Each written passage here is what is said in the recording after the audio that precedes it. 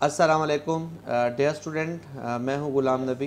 आज हम लोगों ने जो नेक्स्ट लेक्चर में सीखना है, आइए देखते हैं। बायो एनर्जेटिक्स चैप्टर 7 है।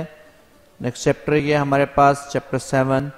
आपने चैप्टर हमारे पास 4 में पढ़ा था किस तरीके से हमारे पास सेल होता है, सेल की स्ट्रक्चर होती है, और पिछले चैप्टर 6 में पढ़ के आए हैं कि किस तरह से एंजाइम सेलुलर फंक्शन के अंदर क्या करते हैं, रोल प्ले करते हैं। तो हमेशा से सेल को क्या चाहिए होती है, एक सीजलेस केमिकल एक्टिविटी करने के लिए एनर्जी चाहिए होती है। हमेशा से सीजलेस केमिकल एक्टिविटीज़ उसमें चलती रहती हैं।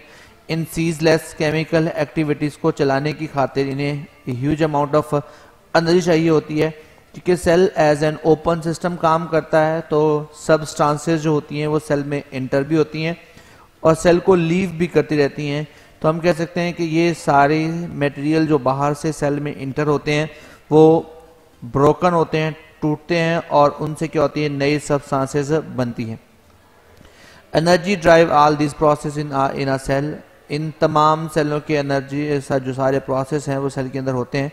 In living organism energy exist in 2 forms, यानी जो भी लिविंग ऑर्गेनिज्म होता है उसके अंदर 2 तरह की एनर्जी होती है। एक काइनेटिक एनर्जी होती है, और जो हमारे पास क्या होती है, हमारे पास actively involving doing the work, और पोटेंशियल एनर्जी जो होती है वो स्टोर्ड फॉर्म में होती है। यानी जब हम कोई वर्क कर रहे होते हैं तो उस वक्त हमारी बॉडी में जो एनर्जी होती है वो काइनेटिक एनर्जी होती है और ओवरऑल वर्क करने में काम करती है। और दूसरी जो स्टोर्ड फॉर्म में हमारे पास ग्लूकोज की शक्ल में एनर्जी स्टोर्ड होती है उसे कहते हैं हमारे पास, वो हमारी बॉडी की क्या है, पोटेंशियल एनर्जी है। और जैसे ही हम इस पोटेंशियल एनर्जी के स्टोर्ड केमिकल बॉन्ड्स को ब्रेक करते हैं तो उससे हमारे पास क्या होती है, एनर्जी रिलीज होती है काइनेटिक एनर्जी की शक्ल में। और जब ये बॉन्ड टूटते हैं तब ये हमें एनर्जी मिलती है। तो हम कह सकते हैं कि पोटेंशियल एनर्जी से काइनेटिक एनर्जी बनती है, काइनेटिक एनर्जी से पोटेंशियल एनर्जी बनती है। तो हम कहते हैं कि एक तरह की एनर्जी ट्रांसफॉर्मेशन होती है, एनर्जी कन्वर्जन होती है, और इसी चीज की स्टडी को ही बायो एनर्जेटिक कहते हैं। तो डिफाइनेशन कैसे बनेगी, डेफिनेशन इसकी, bioenergetic is the study of किसकी, एनर्जी रिलेशनशिप्स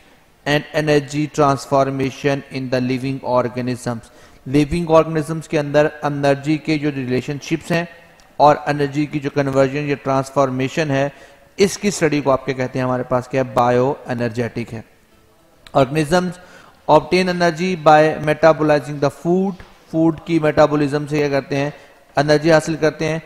ईट और प्रीपेयर, जितना भी ईट और प्रीपेयर करते हैं अपना फूड, सारे फूड की प्रिपरेशन से और ईटिंग से क्या करते हैं, अमाउंट ऑफ एनर्जी को ऑब्टेन करते हैं। जो फूड हम खाते हैं उस फूड के अंदर, food contain potential energy, it is bound, जो उसमें बॉन्ड्स बने होते हैं, इसके बॉन्ड्स के अंदर जो भी स्टोर्ड फॉर्म में एनर्जी होती है वो सारी क्या होती है, पोटेंशियल एनर्जी होती है। When these bonds are broken, जब ये बॉन्ड टूटते हैं, large amount of kinetic energy हमारे पास क्या होती है, निकलती है, रिलीज होती है। तो हम कहते हैं some of this energy stored in the form of potential energy in the bond of ATP. ATP की शक्ल में ये एनर्जी हमारे पास क्या होती है, स्टोर हो जाती है। Molecules while the rest escape at as heat, बाकी हीट की शक्ल में बॉडी से निकल जाते हैं। तो कहते हैं the potential energy stored in ATP is again transfer into kinetic energy to carry out the life activities. और ये नॉर्मली सारे ही हमारे पास लिविंग ऑर्गेनिज्म इसी तरीके से एक्टिविटी को मुकम्मल करते हैं। ये हमारे पास है, इसमें नॉर्मल दिखाया गया ये डायग्राम है। सबसे पहले रिडक्शन ऑफ CO2 है, इनपुट ऑफ एनर्जी हुई है, लाइट एनर्जी है, फोटोसिंथेसिस का प्रोसेस है जिसमें फूड स्टफ यानी ग्लूकोज का बेसिक फॉर्मूला दिखाया गया कि ये बनता है। उसके बाद क्या होती है, दोबारा से रिडक्शन वाली चीज़ की ऑक्सीडेशन की जाती है, हीट शक्ल में एनर्जी निकलती है और एटीपी की शक्ल में एनर्जी बनती है। इस एनर्जी को आप क्या करते हैं, डेली की केमिकल सिंथेसिस के लिए, मेंटेनेंस के लिए, एक्टिव ट्रांसपोर्ट के लिए, डिफरेंट हमारे पास जो वर्क है उनको परफॉर्म करने की खातिर आप इस एक्टिविटी को, इस एनर्जी को इस्तेमाल करते हैं। तो ये है बेसिक एक्चुअली इंट्रोडक्शन। यहाँ से जस्ट आपने डेफिनेशन करनी है अच्छे से। जी स्टूडेंट, आई होप सो कि आप लोगों को ये लेक्चर समझ आया होगा। इसमें जो इंपॉर्टेंट क्वेश्चंस बताए गए इनको आपने अच्छी तरह से याद भी करना होगा और लिखना भी है साथ में, और ये एग्ज़ाम्स के लिए बहुत ज़्यादा इंपॉर्टेंट है। अल्लाह हाफिज़।